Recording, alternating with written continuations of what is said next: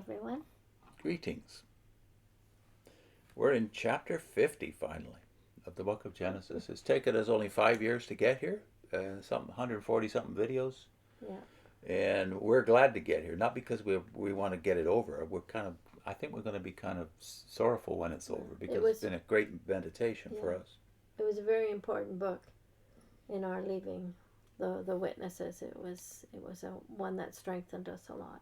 Yeah, and it was such a refreshing journey for us at that point, 36 or 7 years ago, because what we were used to enthusing over was prophecy and its interpretation, Revelation, Daniel, Ezekiel, etc.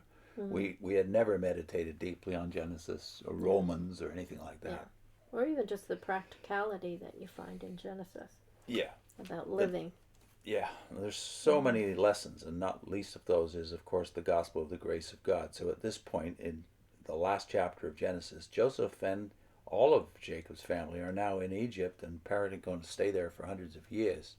That doesn't look like a happy ending if you look at it externally. As John Davis said in his book on Genesis, it looks like you went from paradise to prison, or from creation to the coffin, because everybody ends up dead in this book of Genesis. But they have a hope, and that's why it's so encouraging that they managed to live in faith despite the vagueness of that hope at this time. So here we're going to read the first 13 verses of chapter 50. Okay. Then Joseph fell on his father's face and wept over him and kissed him. And Joseph commanded his servants, the physicians, to embalm his father. So the physicians embalmed Israel. 40 days were required for him, for such are the days required for those who are embalmed. And the Egyptians mourned for him 70 days.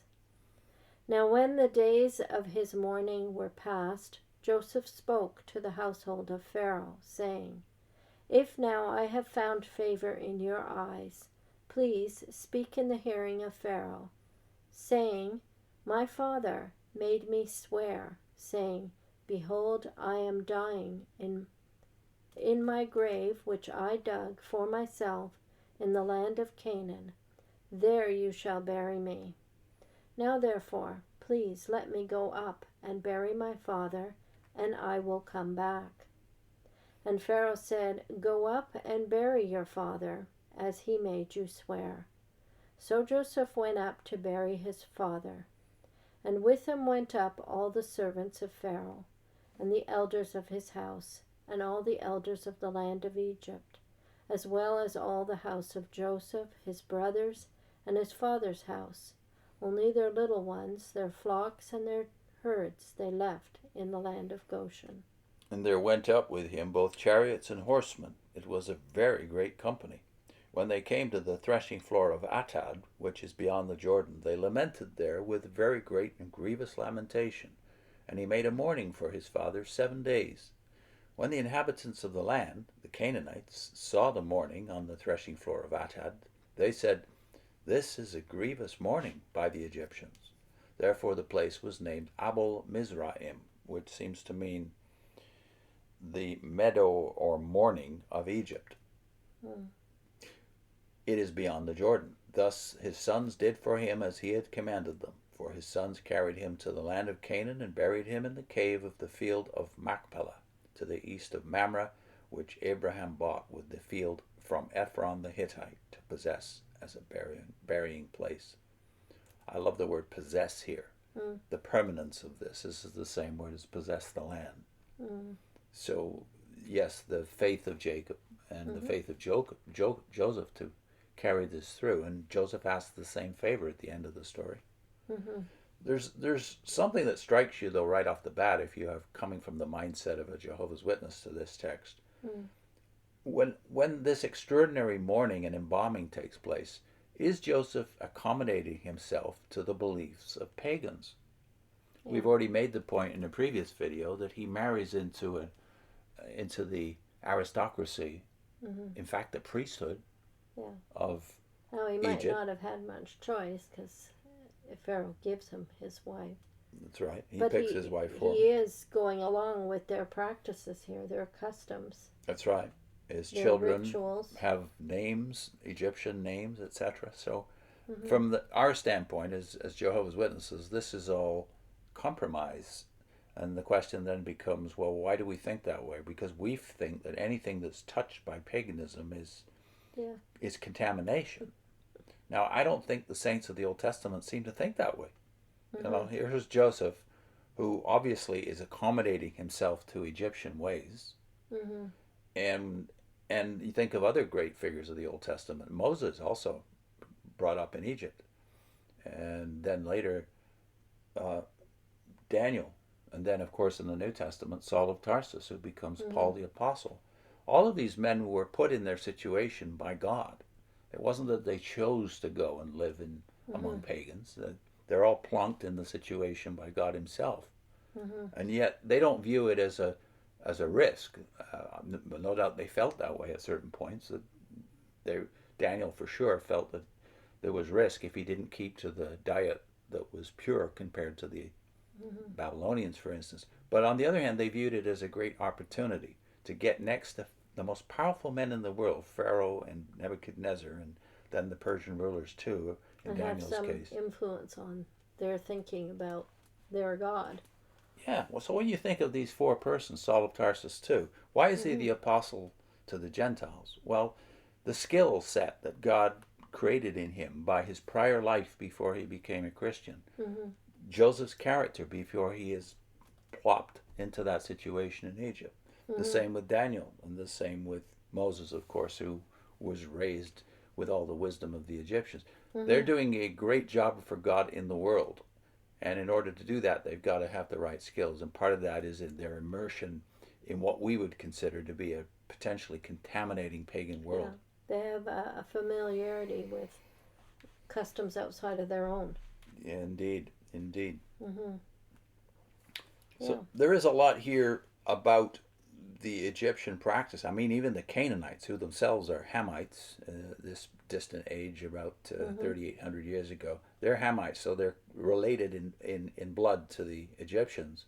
But they're impressed by the Egyptian way of death. And that's a contrast that you see when you think about the Yeah. fact that Hebrew mourning, as one of our commentaries points out, Hebrew mourning is much shorter than the Egyptian mourning. So Yeah. what is that? Yeah. So I think the Egyptians were obsessed with death. When our museum had the Book of the Dead display Mm-hmm. at the museum, we went to that, Max and I. And you walk in and you can't help but see they're absolutely obsessed with death, the But Egyptians. but also the Where, preservation of the body. yeah. Whereas the Hebrews, they had a different mindset. So I think it's because they have confidence in God and in God's keeping of them. Yeah. So, and they believe in a resurrection.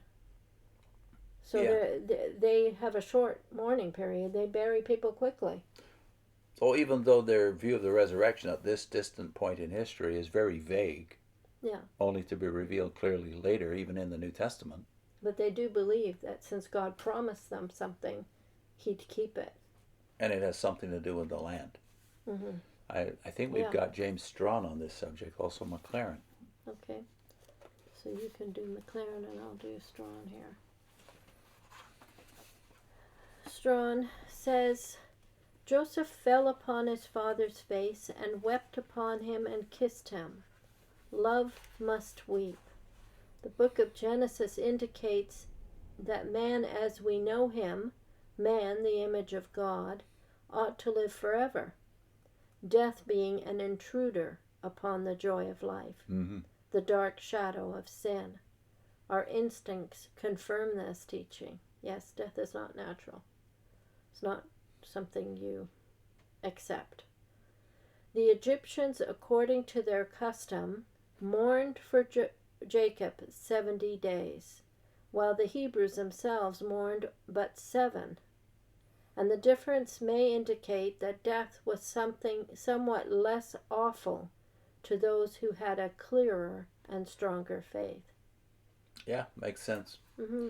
Alexander Maclaren says, we all feel as if somehow our bodies remain a part of ourselves even after death, and we have wishes where they shall lie. But perhaps Joseph had a more definite belief on the matter than that. What theory of another life does an Egyptian mummy express? Why all that sedulous care to preserve the poor relics? Was it not a consequence of the belief that somehow or other there could be no life without a body, and that in some mysterious way the preservation of that contributed to the continuance of this? Mm. So, yeah, the very fact that you want to preserve it, as the Egyptians did, and Joseph obviously does too, is an evidence that their view of the resurrection is a lot different than a Jehovah's Witnesses view. Mm. You view the resurrection in the light of Christ's resurrection, and you think that was a spirit resurrection, really a recreation into a spiritual body like unto the angels, which is not the doctrine of the Old Testament, nor the doctrine of the church. Mm-hmm. What are our links? 2 links. The first one is JW.org Salvation. Is it the Bible view or more like the Egyptian Book of the Dead? Mm. And the second one is JW's God the God of Moses, or more like the Egyptian and pagan deities? See you next time. Bye.